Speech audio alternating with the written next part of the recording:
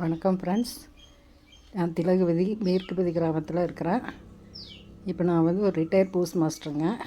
என்னுடைய ரிட்டையர்மெண்ட் லைஃபுக்கு பின்னாடி ஒரு பொழுதுபோக்குக்காக மன நிம்மதிக்காகவும் ஒரு வீட்டு தோட்டம் ஒன்று ஆரம்பித்தோம். அதில் வந்து எங்கள் வீட்டுக்கு தேவையான காய்கறி செடிகள், பழக்க செடிகள், பூச்செடிகள்னு மூலிகை செடி எல்லாம் வளர்த்திட்டு வர்றோங்க.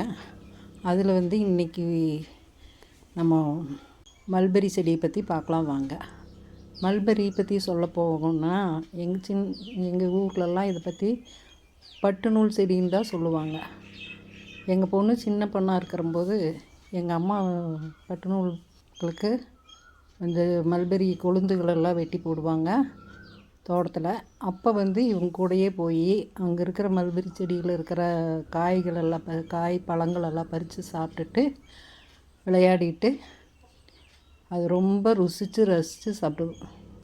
அப்படி இருந்தது. அதை பற்றி எங்கள் பேத்திகளுக்கெல்லாம் சொல்லி அவங்களுக்கும் அதில் ஈடுபாடு அதிகமாகிருச்சு. அவங்களும் இதை விரும்பி சாப்பிட ஆரம்பிச்சிட்டாங்க. அவங்க சாப்பிட்ற பழங்கள்லையே இதுவும் ஒரு பழமாக அமைஞ்சிருச்சுங்க. இது வந்து அப்போ இருந்தே எங்கள் வீட்டில் எப்பவுமே ஒரு மல்பெரி செடி இருந்துகிட்டே இருக்குங்க. அது பெரிய மரமாகி அதிலிருந்து அந்த குச்சிகளெல்லாம் கட் பண்ணி இந்த கொடி காய்கறிகள் படுறதுக்காக நட்டு வச்சுருக்குறோம். அதுவும் ஒரு வேலியாகவே அமைஞ்சிருச்சு. அதுவும் தழைஞ்சு வந்து வேலியாகவே அமைஞ்சிருச்சுங்க. இப்போ ஏகப்பட்ட செடி இருக்குது. அதேமாரி அதுகளும் காய்க்க ஆரம்பிச்சிட்ருக்குறாங்க. இப்போ இதை வந்து ஃப்ரூட் சாலட்டில் இதை ஆட் பண்ணிக்குவோங்க. இதையும் போட்டு சாப்பிடும்போது இனிப்பும் புளிப்பும் சேர்ந்த மாதிரி இருக்கிறதுனால அது கொஞ்சம் ருசியாகவும் இருக்குது, சாப்பிட்றதுக்கு நல்லா இருக்குங்க. அதேமாரி இந்த பாருங்க, இதுதாங்க மல்பெரியினுடைய இலைகள். இந்த கொழுந்து வந்து டீ போட்டு கூட சாப்பிட்லாங்க. வாங்க மல்பெரி செடியை பற்றி பார்க்கலாம்.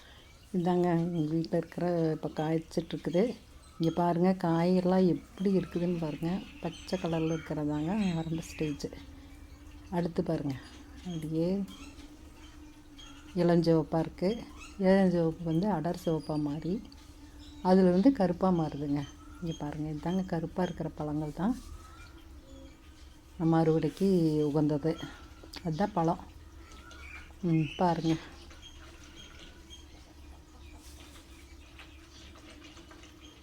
இதை வந்து நம்ம இந்த பழங்களை பறித்து சர்க்கரை போட்டு அரைச்சி அதை ஜூஸாக கூட குடிச்சிக்கலாங்க. தண்ணி ஊற்றி அரைச்சி ஜூஸாக குடிச்சிக்கலாம்.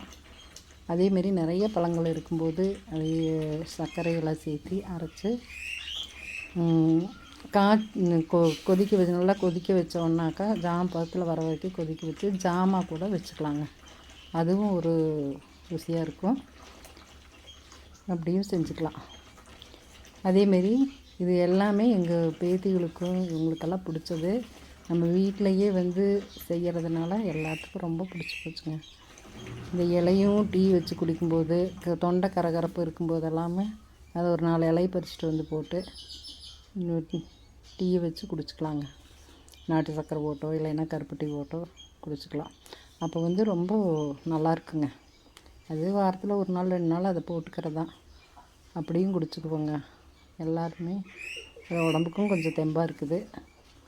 அதேமாரி இது குச்சி வச்சாவே வருங்க. இதெல்லாம் பராமரிப்புங்கிறது வந்து ரொம்ப அதிகமாகலாம் இல்லை. வீடு தோட்டம், மாடி தோட்டம் எல்லா பக்கமும் இதை வச்சுக்கலாங்க.